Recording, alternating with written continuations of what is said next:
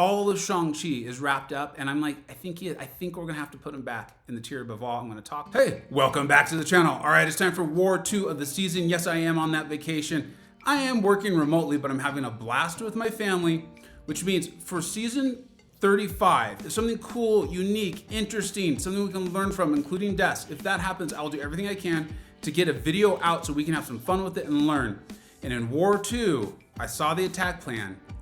Theodore Hulkling comes to war and absolutely shows off, as long and as well as rank 4 Shang-Chi, and Nimrod shows Domino just can't kill him, no matter how badly I play. Let's jump into this, let's take a look. All right, so the first fight really is a nice kind of just warm up, to be honest, because the node is rich get richer, and you can see why Aegon's placed there, right? Because he's gonna be getting hit, he's gonna be hit a lot, and he's gonna be getting those furies, which is what he does. The problem is, Teddy gains so many buffs. We're gonna gain a buff every time.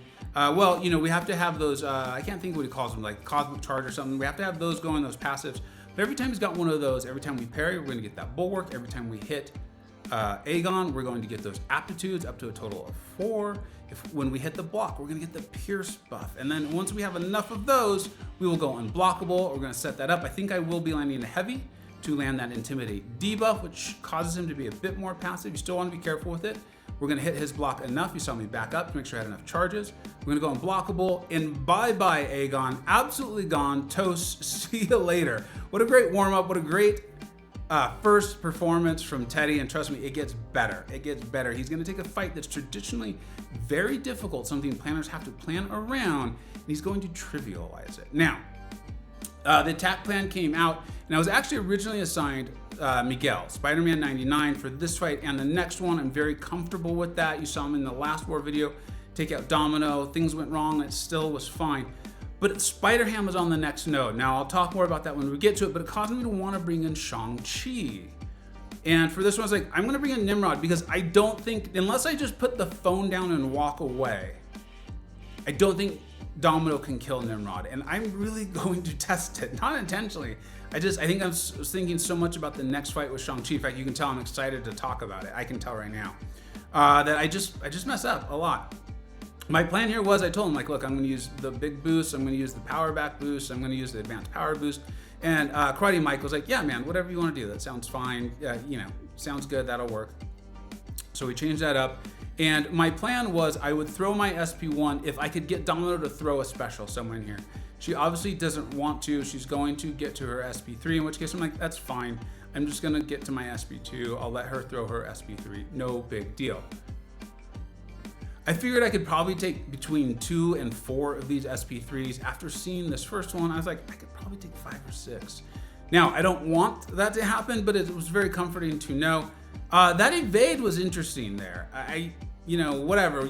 Domino does Domino things. I don't think she was lucky. I should look back at some point. You guys can let me know, or when I edit, I'll see if she was lucky. I don't think she was, so that kind of surprised me, but it is what it is. The worst thing that happened is I don't get off that SP2, but I've now got this really, really nice heal. Look, I'm gonna end up getting back close to 80% health. Now, I'm gonna further this up by making another mistake, right? Is I should just get to my SP2 with the protocol, enough protocol charges to go into Eradicate. And I think I thought I was still in Eradicate. I don't know. I don't know why I did this, but I throw it. That means I don't get those really nice big passive shocks afterwards. So she's still alive. It elongates the fight. I'm triggering Spite because of the armor up. It is what it is. I think you guys can tell how this fight's going to go. So one of the things I'll talk about is, like, I think this just shows how amazing Nimrod is. This is a rank 3. I have him around SIG 100, SIG 120. You know, we were really early on Nimrod in this channel. I got him early. I was like, this guy's amazing. He's well with the SIGs. Even if he's not going to be in your prestige, he won't be in mine, and I still may take him to SIG 200 at some point. And, you know, his ability actually can't be reduced by mutants, so Domino, Magneto, he rinses them, absolutely rinses them. This is how the fight should have gone in the very beginning. I'm content, I'm happy. I'm only using them for one fight. The whole point in all war, but especially tier 1, is just don't die. Just don't die. Whether you have 1% or 100%, it doesn't matter. Just don't die. So I didn't die, move on, get to the 2 most exciting fights now. I'm pumped up for this. So now this is Aspect of Evolution, Kinetic, Transference, Spider-Ham. Shang-Chi, and a lot of you have been telling me, you know, the rankings just came out, and we demoted Shang-Chi recently, and I felt like it was a good decision. You all have been providing, you've really been pounding away, but with thoughtful, eloquent reasons. Thank you for that, because I'll read that. And I'm like, you guys might be right. You all might be correct. And in this one fight, all of Shang-Chi is wrapped up, and I'm like, I think we're gonna have to put him back in the tier above all. I'm gonna talk to the Illuminati. That's what I call the rankings team. They're just so smart. Aspect evolution, kinetic transference. My whole plan was to keep slow up as much as possible, right? Because I don't want to have to pay too much attention to the spider nonsense. If he gets 6 or more, he can evade, he being Spider-Ham. And then to make sure I use my cleanse before I throw any specials. I don't want to throw it with taunt up, it's reducing my attack, and I don't want to throw it with the power sting because I don't want to take damage. But Spider-Ham goes passive. I'm like, fine, I'll go unblockable. It is one of the best abilities in the game, especially with the way the AI is these days. So we've got that right.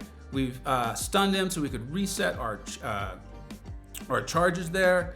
The taunt fell off there. I've now cleansed everything. Now I had a little pause there. I'm not gonna pause the video, but I had a little pause there because my slow had fallen off and he still had 10 spider nonsense. So you saw me pause there for a second just to make sure those fell off so he couldn't evade. Come in for that big SP2 and he's done in 21 hits. This was just beautiful. It was awesome. Now, Hulkling, I don't want to just sell him as a Peni counter because I think he is so much better than that. There's so much more in his kit, as you're seeing. We soloed Eternity of Pain or whatever it's called, Hercules. I've done the save for Teddy video. I did the essentials video showing you why I think he's going to be so good for accounts, where the game is and where it's going. He also happens to be able to just completely rinse Peni. This is one of the tougher Peni assignments in all of the map. In Alliance War Tier 1, you know, often, you know, Venom Pool, you're bringing in the White Magneto pre-fight. They've added Hard Knock Life to it, so now you would be getting reduced ability accuracy. So many things just messing with this. I have no White Magneto pre-fight. I'm going to play this as if she's completely stun immune. This is just a rank 4 Teddy, which is a big deal, right? But you're gonna see a rank 3 would do just the same. About Sig 120, I will eventually get a video out on his Sig, but I took him to Sig 120 because I like him that much. Even though I know he's gonna be in the Crystal in 3 weeks, I'm gonna open a bunch. And I decided, because I'd never taken this fight before, I'm just gonna play like a regular old Peni Parker that's stunning you. And I'm not gonna worry about it. You see right there, you know, we're unblockable, but we didn't need to be unblockable for that, so we got rid of that brute force degeneration. And then I was like, I'm just gonna be patient. I wanna stack up my charges, so that way if I need to go unblockable, I can. You saw how much damage he's doing, how quickly he beat down her shield. That's gonna continue to happen in this. And then I think right here, yeah, there it is. His heavy reach is so big. I know a lot of people, a lot of champions can punish her SP1 with the heavy. He does it easily, and in that Eternity of Pain video, I really show the reach on that heavy. I'm gonna do it again because I think at this point I was just having a good time. Like I was just having fun. That's how much he rinses it. That's how quickly it was clear to me. I'm just not gonna die. Again, I'd have to put my phone down and walk away. Just played it like a regular Peni Parker. We're gonna go in. I think I'm gonna throw my SP1 again because at this point I was just screwing around and having a great time. Go unblockable, throw that. That actually does pause the rest of our buffs in case we need it. And then you can see how quickly our charges are going, which is really nice, right? To keep your buffs going, get that aptitude going, just keep replenishing.